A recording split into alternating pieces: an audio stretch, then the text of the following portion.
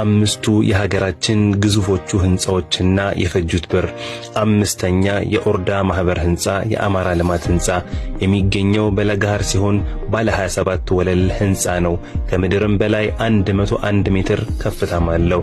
አራተኛ በማበጠሪያ ወይም ሚዶ ቅርጽ የተሰራው የዘመን ባንክ ህንጻ ባለ 36 ወለል ህንጻ ነው።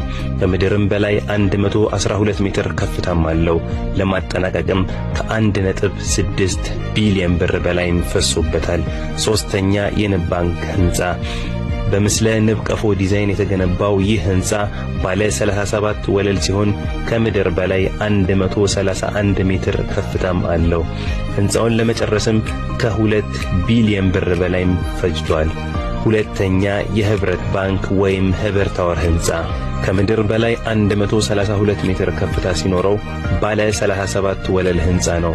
ህንጻውን ለማጠናቀቅ 6 ዓመት የወሰደ ሲሆን ከ2.8 ቢሊዮን ብር በላይ ፈሶበታል። አንደኛ የንግድ ባንክ ህንጻ ይህ የዳይመንድ ቅርጽ ያለው ህንጻ ከምድር በላይ 209 ሜትር ሲኖረው ባለ 53 ወለል ህንጻ ነው። ከግራውንድ በላይ ደግሞ 48 ፍሎር አለው። ህንጻውን ለማጠናቀቅ 303.5 ሚሊዮን ዶላር ፈጅቷል። ይህ ህንጻ በግዝፈቱ ከምስራቅ አፍሪካም አንደኛ ደረጃን አሰጥቶታል። ለአስደናቂ የቤት ነክ መረጃዎች እባክዎን ፎሎ ያድርጉ።